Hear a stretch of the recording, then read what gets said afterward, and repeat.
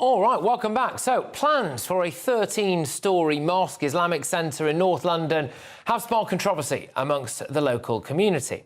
Architects submitted plans for the UK Albanian Muslim Community and Cultural Centre to Brent Council again last month. They've gone out again for public consultation, etc.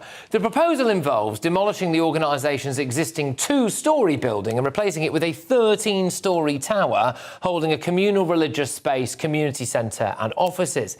The plans also include a cafe, prayer halls and a restaurant. Well, the proposals follow controversy over the construction of a mosque in the small Cumbrian town of Dalton-in-Furness, where just 0.4% of the local population are Muslim, and there are a couple of other notable examples as well. I'm joined now by the head of domestic policy at Pickthall House. It's Jacob Williams. Jacob, thank you very much. Great to see you again. Thanks for coming on this. Is there a need for this 13-storey building? Apparently there are 6 prominent mosques and major Islamic centres located in the immediate surrounding area of this already. Well, I've no idea if there's a need locally because I'm not here to plan for individual communities. But what I will say is that while we're worrying about what is basically a harmless Albanian office block, the real extremists and the real terrorists are out there in the streets. So this is a 13-storey building. 8 of those floors are offices. The Albanian community in Britain is very small. About 70,000 people were born in Albania who live in the UK. That's nothing compared to many other countries. It's not a Boris wave country. Well, why do they need a 13-storey building in Brent then? Well, that's up to them, isn't it? That's up to individual communities to decide what the space they need. I mean, it's a free market. I fail to see how this is a problem at all. I think I'll tell you why the locals think it's a problem. There's no parking submitted with the planning, and they think that it could have upwards of 1,000 people for Friday prayers alone, which would cause quite a lot of disruption to the local area.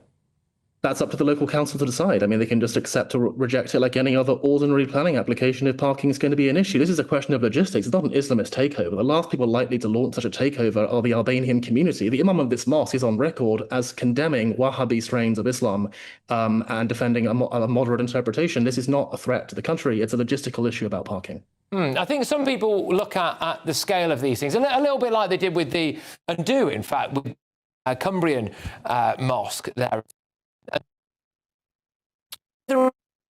The size and architecture of it is designed deliberately to be, I don't like to use the word like a display of dominance, but I'm not really sure what the other word is there, to be honest with you, like a deliberately oversized building, a statement with its scale. Well, it's not personally the aesthetic that I would go for. I prefer a more Gothic mosque myself, but I don't think this is intended to dominate the community. I mean, it's speculation. There's no evidence of anyone involved in this mosque, the architect or anyone else holding extremist views of any kind, despite all the scrutiny that they're naturally under. Now, if the council have a problem with the aesthetics and it's fit with the local community, by all means, they can object to that and ask for a resubmission or a replan. That's just normal planning procedure. I mean, there have been issues like, for example, in Cumbria, where the local council had previously refused, or the neighbouring council had previously refused for a 5-bedroom children's home on the grounds that it was unsuitable due to the countryside location. But then obviously the neighbouring council did indeed approve a £2 million mega mosque. And in the local area there of Brent, they've recently just refused someone who wanted to knock down their domestic garage and basically build a new garage there. So it does seem fascinating that this has managed to even make it to this stage, doesn't it?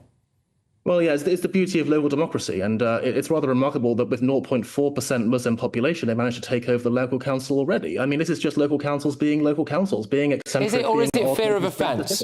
Is it, or is it fear of causing offence? Well, I can't speak for the individuals on the ground, but again, like the Albanian Muslim community run by this particular imam are the last people likely to be threatening violence or assault. Is that true? Sorry, I'm not accusing anyone in this mosque of anything, but I mean, the Albanians do make up the large percentage of foreign criminals in British prisons.